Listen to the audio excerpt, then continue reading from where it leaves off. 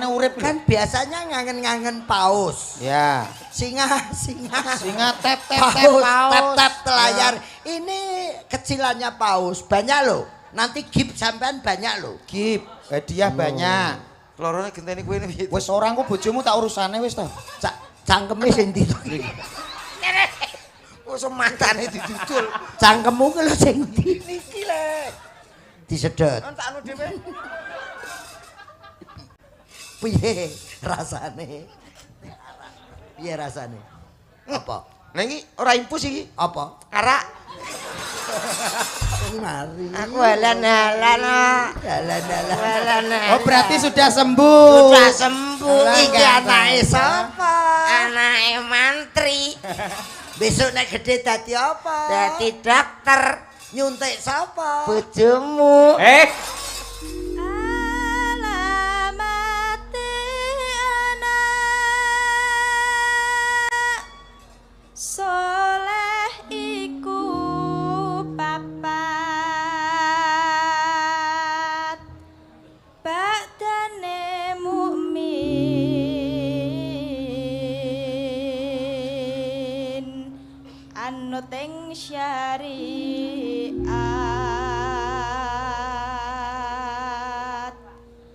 kang dihenisane alus ngendikane kapindo mulyaken wong tuwa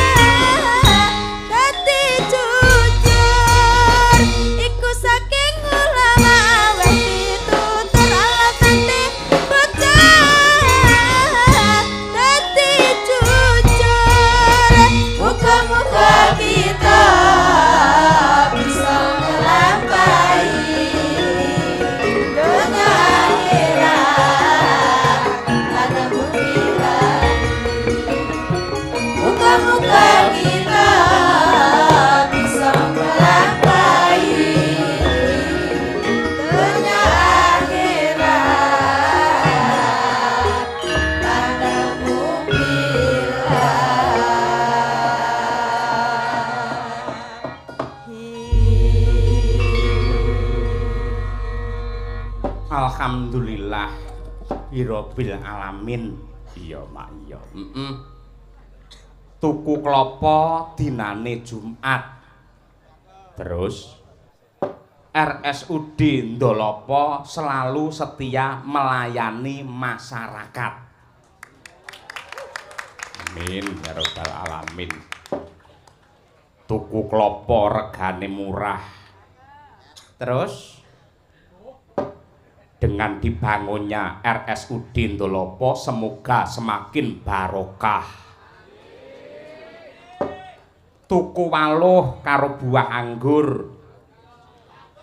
Muga-muga sing rawuh diparingi sehat lan panjang umur.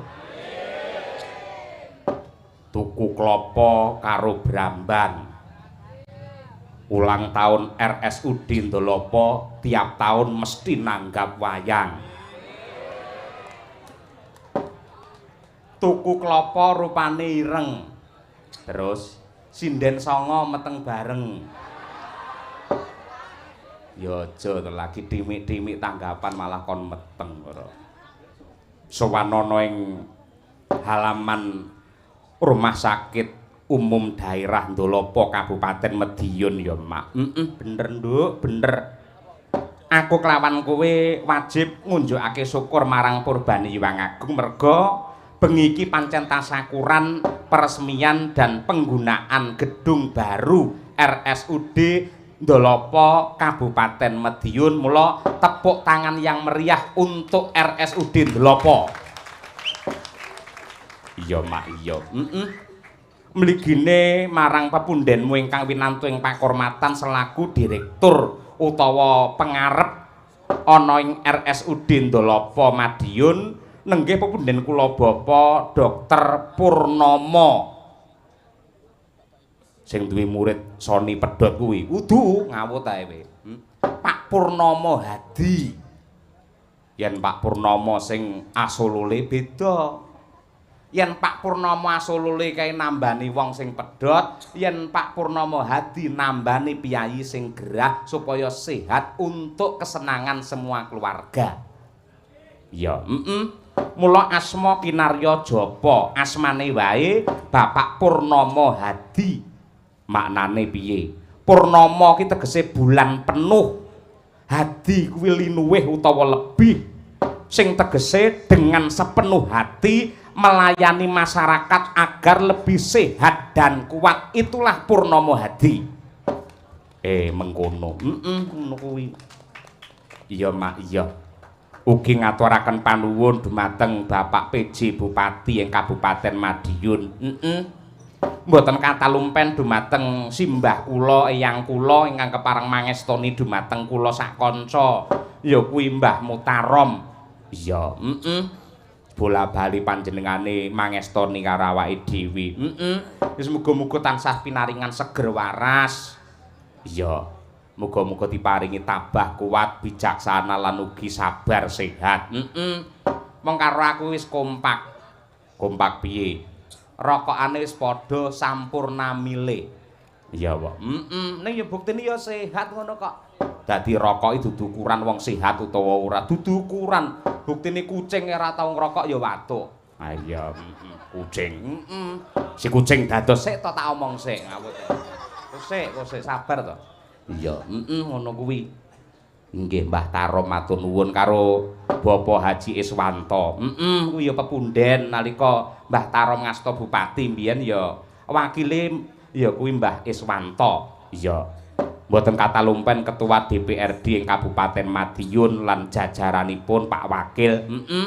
Ugi menawi sampun rawuh nenggih Bapak mantan Bupati Kabupaten Madiun Bapak Haji Ahmad Dawami sekalian Bapak mantan wakil Bupati Madiun pepundhen kula Bapak Haji Hari Wuryanto. Oh ngono. Ngaturaken panuwun ing tanpa upama ya nadyanto mbiyen awake dhewe wis nate ana sala kae ning rumah sakit ortopedi Suharso. Nate wayangan alhamdulillah dibaleni meneh ana ing ya kuwi RSUD Ndolopo. Aku wis mikir, "Wah, engko lek wayangan nang rumah sakit engko mesti ra entuk ngrokok." Bongko kowe. Ya aku ora iso omong apa-apa. Alhamdulillah karena kebijakan panitia, kelonggaran panitia malam ini khusus malam ini dalang, yoga dan juga penonton semua yang merokok bebas monggo ngerokok kemawon. Upamane kok lara paru-paru, rumah sakitnya cedek. Nah iya. Ayo lek ngerokoki lara paru-paru. Nek orang ngerokok iki larane malah rupa-rupa, saya medeni, Nduk. Ayo, ngono kuwi. Iya matur nuwun golek bela ben ayem kuwi. Ngono piye to? Ngono kuwi sing bijaksana. Iya. Larase pelok patete nenem. Iya, RSUD ya, Mak. Ndolopo. Ini merupakan ya kuwi RSUD yang mempunyai tugas pokok menyelenggarakan pelayanan kesehatan dengan upaya penyembuhan, pemulihan, peningkatan pencegahan pelayanan rujukan, penelitian dan pengembangan serta pengabdian masyarakat. Iya. Lah maknane RSUD kuwi institusi pelayanan kesehatan yang dimiliki oleh pemerintah daerah. Pelayanan yang diberikan oleh rumah sakit dituntut untuk selalu melakukan perubahan agar pelayanan itu dapat sesuai dengan harapan dan kebutuhan pelanggan yaitu para warga masyarakat mligine ngemapan ana ing Medion sisih kidul kene. Tembange ya kuwi Dandang Gula aku tak nyuwun karo Ibu Sukesi Rahayu. Dandang Gula. Iki magepokan kelawan RSUD Ndolopo Madiun. Ya, ben diaturake. Monggo Bu Kesi. Kesehatan iku panwigati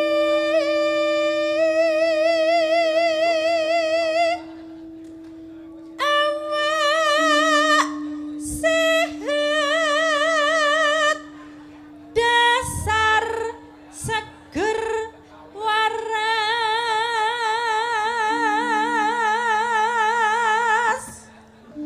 sehat lahir lan batine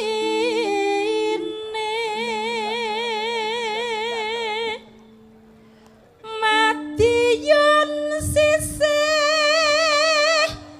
kidul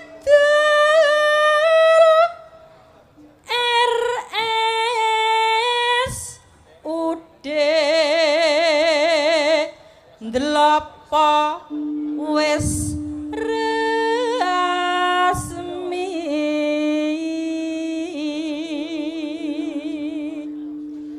pusate kesehatan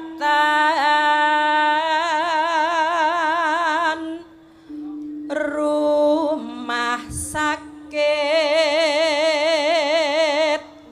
maju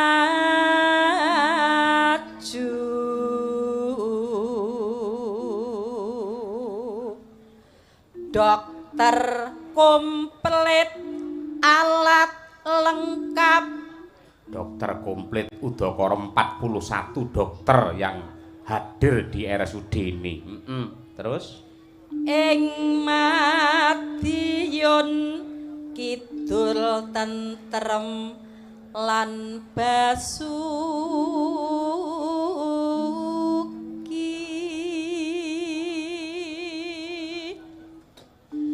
Gusti paring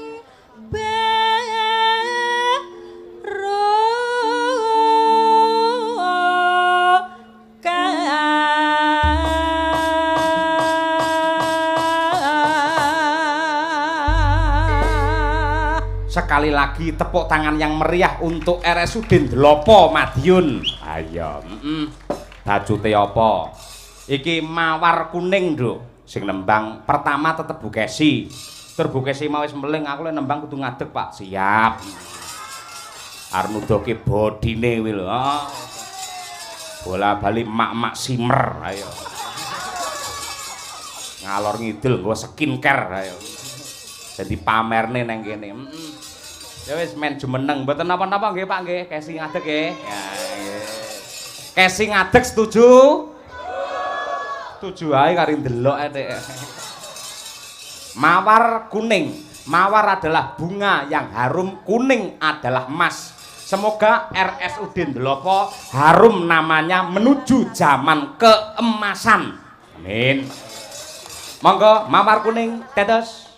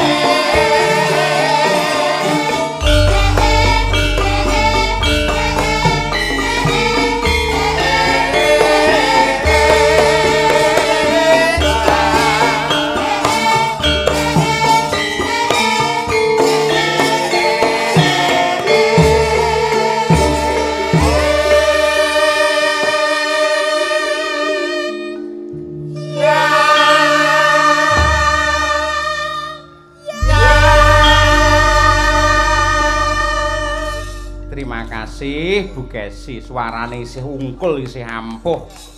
Tur piyayine ya saya cantik, saya cantik. Mesti ra suwingkas meteng neh iki. Ora wis digembok, wisan digembok. Sugeng dalu Mas Dodo. Nggih, sugeng dalu macange Mbak Limbu. Nggih. Sehat nggih Mas nggih? Alhamdulillah sehat. Nggih. Cak Komet sugeng dalu. Miki sing benek, sing genah. Nah. Sugeng dalu macange. Nggih.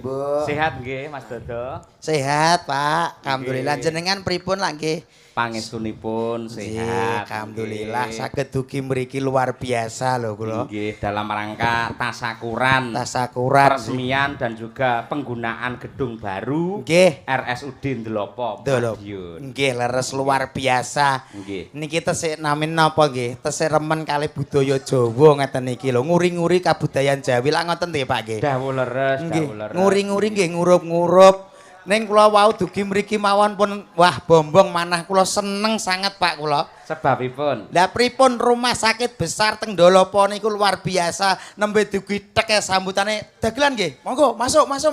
Langsung transit teng wingking mriku beh.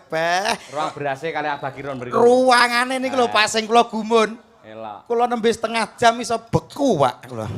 Lah sebabe Lah saking ademe AC enten 7 Pak.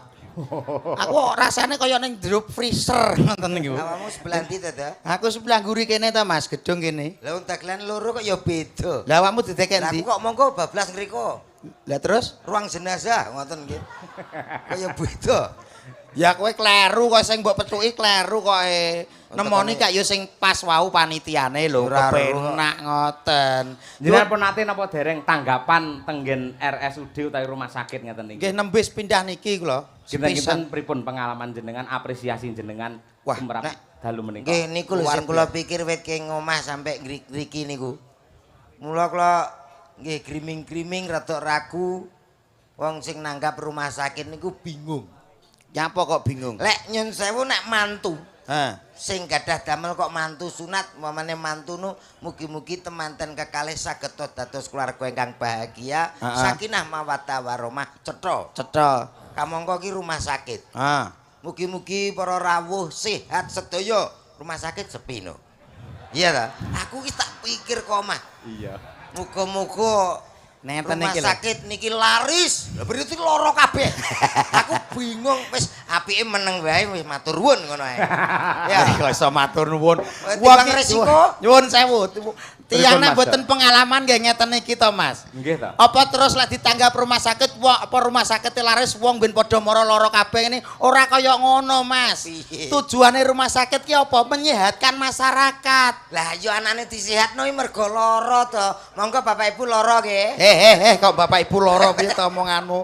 Tegese memberi pelayanan mbok bilih mangke wonten napa masyarakat sing gerah niku enggal lho dugi tenggene rumah sakit Dolopo mriki ngoten lho lagi Tepuk ngoten tangan nggih. kagem Nggih, Pak, nggih. rumah Nggih. sakit umum daerah Dolopo. Dolopo luar biasa. Lengkap kok nggih ngriki to. Ngeten Lengkap. dados Mas Komet. Nuwun Nggih. sewu dados rumah sakit itu tidak hanya semoga banyak orang sakit mboten ngoten. Mboten. Di sini ternyata banyak laboratorium. Oh, Kula laboratorium. cek kesehatan gitu rumah sakit. Tegese Nggih. mengontrol kesehatan. Jadi Nah. tempat ini adalah untuk mencegah supaya orang tidak sakit.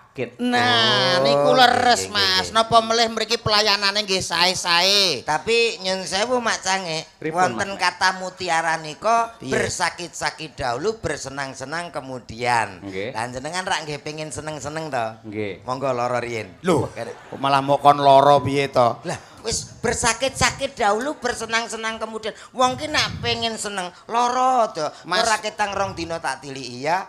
Lho, kowe malah nyengkakno kancane. Tegese ki ora wong iki kudu lara dhisik, bar kuwi seneng ora. Tegese lara, wong ki kudu rekoso dhisik, nyambut gawe sing bener, sing genah. Lagek engko mencapai sing jenenge kamulyan. Lagi ngoten nggih Mak Cange. Dawuh leres Mas Dodo. Ono ora terus wonge lara bar kuwi terus sesuk sugih. Kuwi ora ana kok sok. Niki awakmu ten mriki kan nembe sepindah ten mriki to Nggih. nggih. Heeh, alhamdulillah ugi niki nggih kepareng lenggah nggih sedaya para pejabat. Nggih. Napa melih panjenenganipun Bapak Dr. Purnomo Hadi. Leres. Wilujeng dalu Bapak. Alhamdulillah. Mbah Tarom nggih lenggah. Mbah Nggih, Tarom. Mbah Tarom. Sepuh ing Wilujeng dalu. Madiun ugi pepunden Nggih. kula Bapak Hari Wuryanto dalu menika nggih Nggih. rawuh amargi panjenenganipun pancen maniak budaya Jawa. Nggih, alhamdulillah. Nggih. Dados warisan nenek moyang wayang niku mboten terhenti kedah napa diuri-uri ngoten nggih Pak nggih. Mboten namung diuri-uri yen perlu kudu diurip-urip. Diurip tegese urip niku napa to? Nggih kados ngeten iki ditanggap, Leres. dirawuhke teng mriki, lak ngoten to nggih. Ugi pepunden kula nggih menika sesepuh Abah Kirun. Ugi wau kepareng lenggah menika wonten Gus Nafik nggih. Alhamdulillah. Niki luar biasa mulane aku munggah manggregeli lho lagi ning ngarepe pejabat salah omong tes awake dhewe. Alah ora apa-apa. Kok iso ora apa-apa piye to? Kula kulino kok. Kulino dites. Lho kok piye to kok iso Ya paling ka awake dhewe iki sapa kak ya dereng ngertos. Nggih. Nggih nembe pindahan iki pisan iki lho panggil iki. Wonten tembung tak kenal maka tak sayang. Lah leres ngoten niku leres nggih. Saderenge nyuwun sewu gembel kamardikane panjenengan Bapak Ibu. Assalamualaikum warahmatullahi wabarakatuh. Waalaikumsalam. Derek petepangan nami kula nggih menika Dodok, kula saking Bojonegoro, mbok bilih nate tindak dhateng Bojonegoro, dereng nate ngertos Pak Lurah Bojonegoro nggih menika kula. Rakyate nggih Pak nggih Bu. Kula biasa Pak Lurah. Boten kula sing sering diutus kali Pak Lurah ngeterke surat, ngeterke napa-napa niku kula. Nggih. Panggah tetep gedibal. Kok iso gedibal piye to? Ayo wong kere kok sombong. Wong kenalan ki supaya wong ngerti sapa to kae. Kaya aku ini kan wong wis penasaran sapa to sing cilik kok ganteng lho.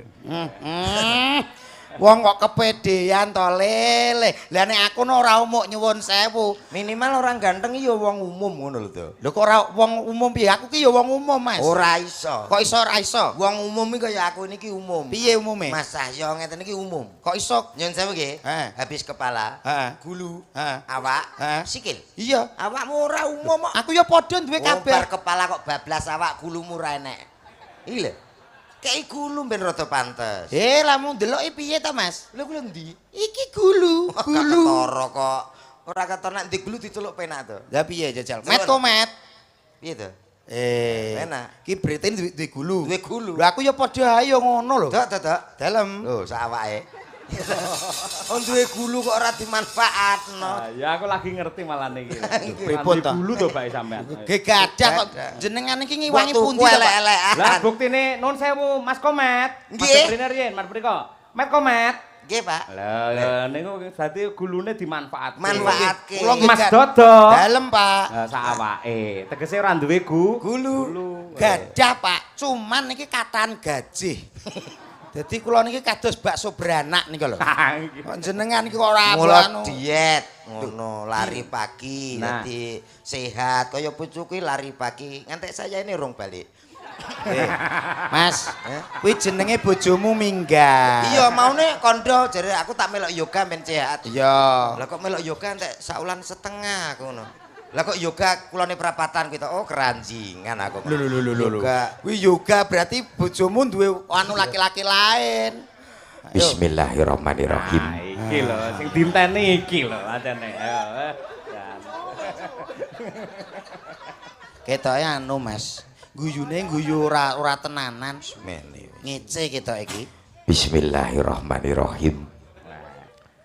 Assalamualaikum warahmatullahi wabarakatuh. Waalaikumsalam. Bocah kaya katen bat kok ya suarane gedhe. Tuh. Aduh, kowe kok malah cengengesan iki lho urusane apa? Sampai ini dinteni wong apike kaya ngono. Lah nggih swantene pun wibawa wis agrong wis gedhe lho kuwi diterusno ngono lho, teruse piye? Alhamdulillahirabbil alamin. Sholatu wassalamualaikum warahmatullahi wabarakatuh. Waalaikumsalam warahmatullahi. Piye to nek salam padha cengengesan ya. Cengengesan gundulmu kuwi. Lha iki lho. Kata-katamu kuwi sing kliru, Mas. Ora Ora kaya waalaikumsalam ngono to. Ya waalaikumsalam lho kowe ora bener piye to? Baleni. Alhamdulillah. Nah, iki pas. Alhamdulillahirabbil alamin. Sholatu wassalamualaikum warahmatullahi. La dalah. Kowe kok ruwet to dina iki nyampe. Mangajari Mas Dodo mangajari. Niki ya kata-katane kan mboten bener to, Pak niki. Sing bener ki ngene lho, Mas. As-sholatu wa sik to, kowe meneng sik tak ajari sik. Engko lali. Ora, kowe ganggu konsentrasiku. As-sholatu wa isik to. Aku gur lirik obah tok. Kalau kamu ikut umi, pikiranku nanti bisa ikut-ikutan. Jadi aku nggak konsentrasi, tahu? Oh, alah patkae. Patken. Weh ngono kuwi lho. Oleh konsentrasi. Lah gimana? Kamu tahu sendiri kan kata papa aku nggak boleh diganggu. Kalau diganggu aku mimpes, tahu? Papa iki nek wis kecukupan lho. Lah nyapa? Wis sesuk sing digaglak opo Sik bingung kok papa. Dahar to kok gaglak piye to? Kok Anakku nyeluk aku iya. Oh, Bu, baleni pisan kasa ngono. Iya ki apik ayah. Apa gae? Lah piye? Ya, asin ngono ki meneh. Kuwi uyah. Kok iso Yasin kok iso Aja terokno sih. Ora aku rampung lagi kowe. Digatekne sik Mas. Lah ngoten lho. As-sholatu wassalamu ala asrofil anbiya wal mursalin. Matur nuwun. Ya wis padha-padha ki nek gak kanca ya ora tak warai. Ayo terusne. Amma ba'du. Alah. Kok termot cipung gurune tok. Para bapak-bapak, ibu-ibu sedaya ingkang sami rawuh, dalu punika enten apa to? Lho. Dalu punika enten wayang. Lho. Nah, Lah sing ngarani tahlilan sapa, Dul? meneng ngoto, enek wong mukadimah kok sok.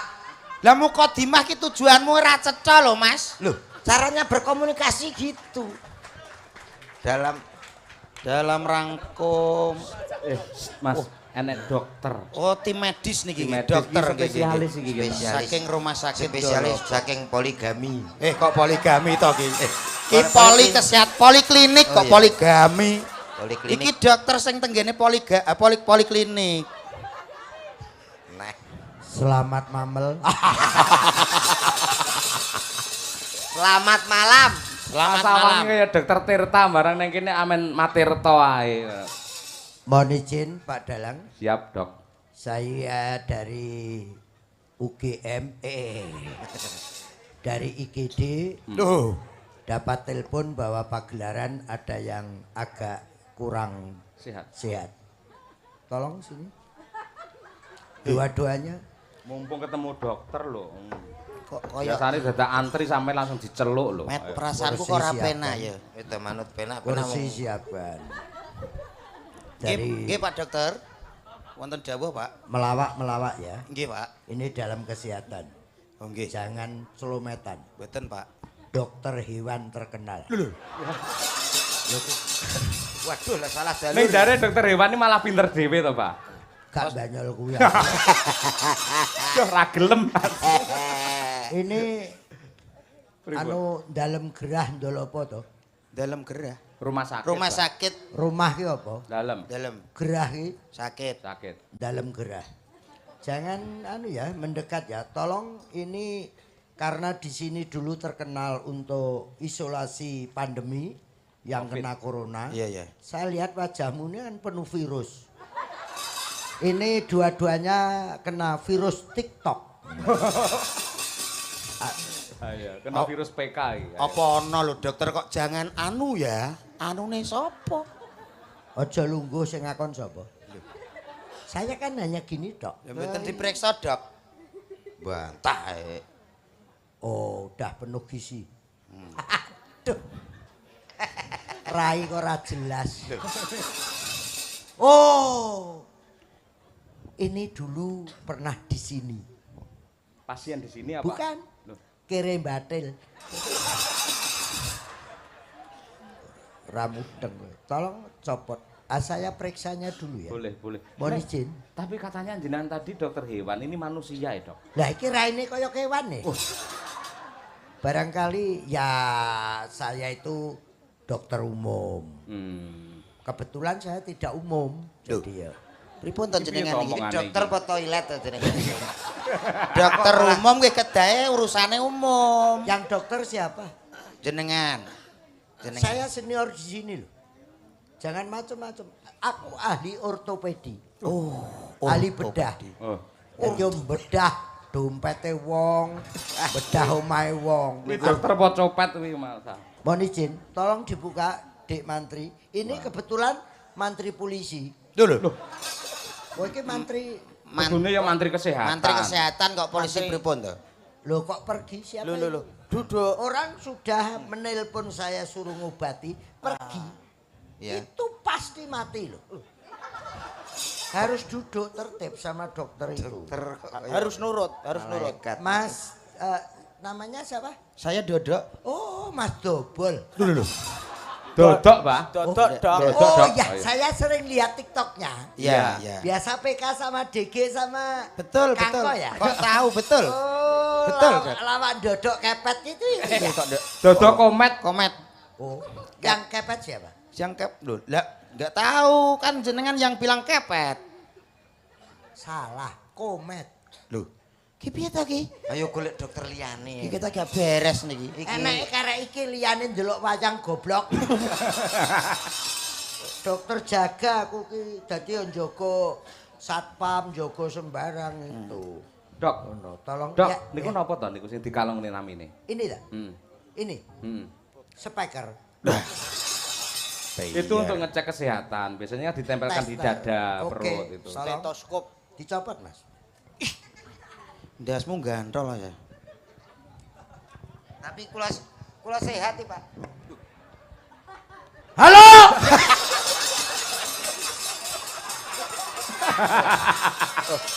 Sakit jelas sakit itu dok, jelas sakit dok. Menge sehat keteraki loro.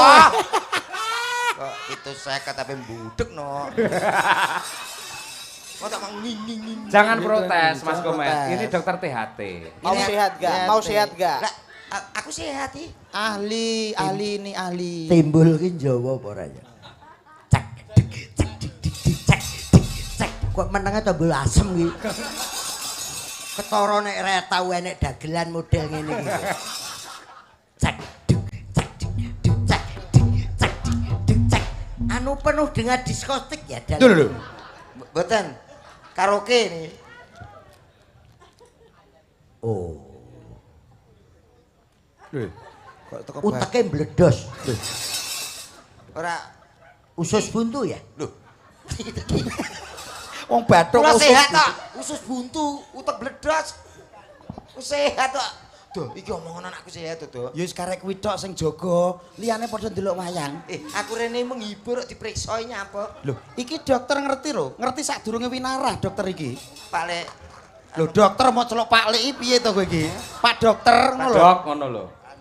Dok. Maaf, ini karena ada pengapuran tulang. Iya. Harus ada obat yang bukan salep, Iya. bukan disuntik. Obat luar ya itu? Ya obat luar, diblaur ke raine dadi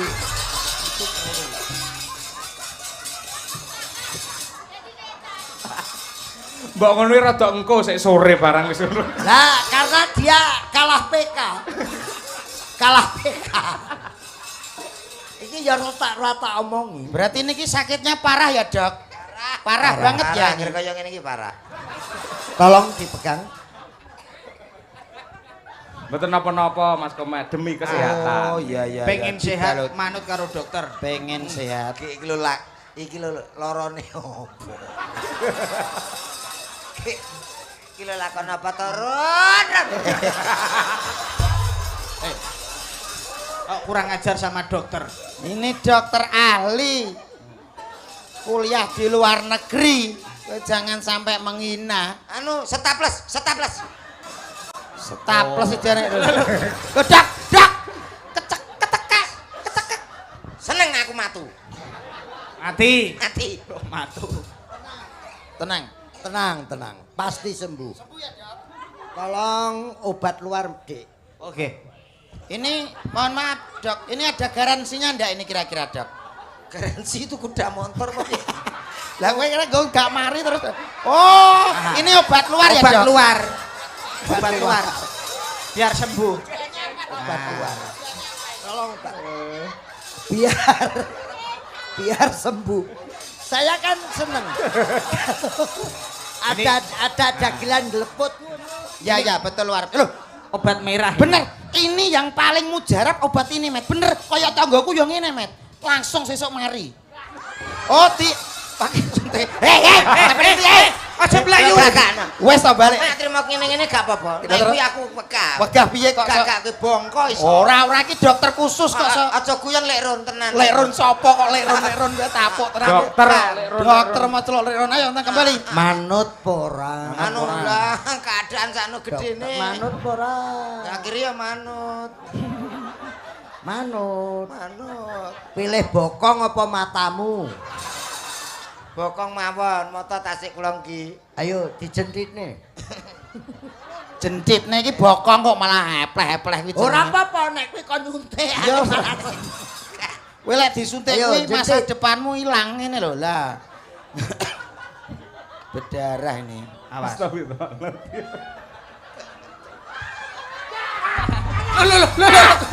Ora apa-apa.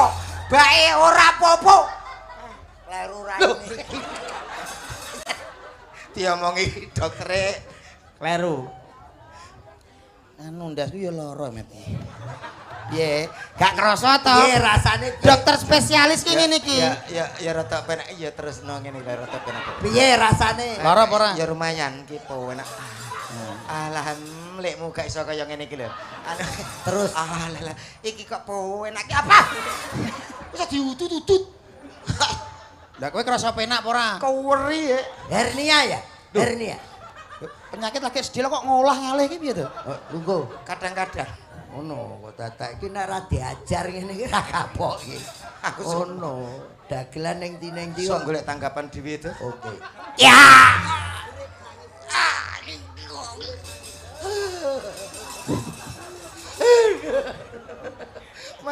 Wis to sementing mari, Met, sementing mari. Arang-arang tanggapane kok kaya ngono. Mari kowe. Aduh. Aku tak omong bojomu.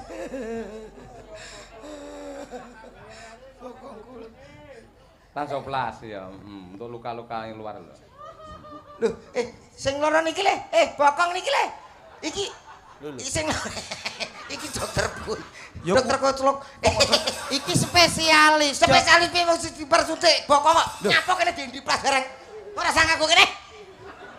Iki lulusan luar negeri lho iki. Luar negeri apa? Terima kasih toh? Pak Dalan. Enggak dikasih resep untuk apa obat jalan obat gitu. jalannya, Dok. Gampang, nggak usah resep langsung saya kasih omongan aja. Nanti kalau resep dia nggak bisa baca, nggak bisa tulisannya dokter. Makanya saya itu cukup jadi dokter, keluarga anak-anak saya aku nggak boleh jadi dokter. Lah kenapa? Tulisannya ra kena diwaca wong tuwek. Ini nek gawe resep ki lho kok pas. Oke, tolong pagi ya. Nah, iki lho katekne iki Mas Komet. Suketeki 1 tomblok. Terus siang dedak sama tetes. Mau dio-dio Ndak.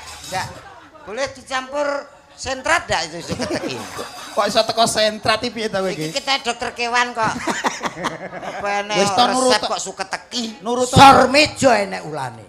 cakep. Aja gelo karo carane. Ciriwan cilelewo digawa mati. Nah. Tojuk dina. Opo kuwi? Infus. Kelihatannya. Cek. Kelihatannya. Nurut Biar to. cepet Asupan sehat. makanan kuwi. Nggih, tenagane ben pulih nggih, Pak nggih. Lungguh. Aku rasane wis terkena. Wis kowe nek enak wis ora masalah wis to. Anu Kok bojomu iki, sing omah tak urusane lho ya. infus. Wis tenang. Oke. Kok Tolong ya. infusnya. Iya kok manut ae. Infus. Iya ora dagelan. Ora teko. Karena berkualitas gitu. Kan kurang minyak ikan toh. Duh, bagus itu minyak ikan untuk segera penyembuhan luka-luka. Ikane urip.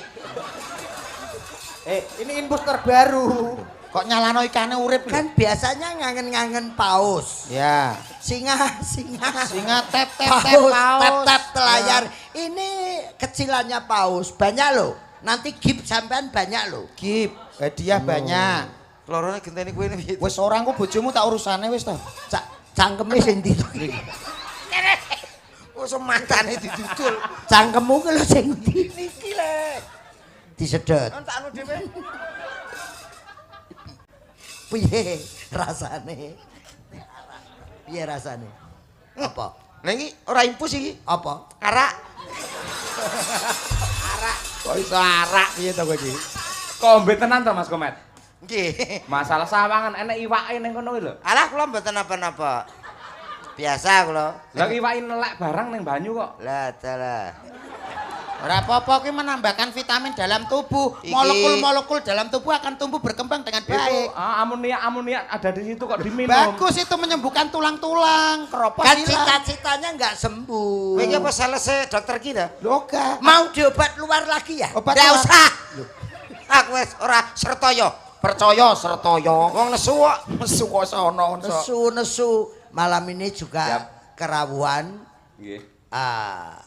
Pakune jagat, sapune jagat. Gus Nafi Kencong. Wah. Iki pokoknya mesti kenal. Nggih. Monggo. Donganipun Gus. Sungkem kula Gus Nafik nggih. Al-Fatihah. Bismillahirrahmanirrahim. Alhamdulillah. Bibakajina Pak Bupati, wabakajina Firana Usanya Pak Terang, wabakajina Kirun sak rombong amak berkorek bahagia korek. Syai'ul Fatihah. Allahumma fir lana Muhammad Rabbana atina fid dunya hasanah. Allahumma fi barakati masakit. Allahumma fi barakati masakit. Allahumma fi barakati bupati. Allahumma fi barakati bupati. Allahumma sholli ala sayyidina Muhammadin sallallahu alaihi Fatihah.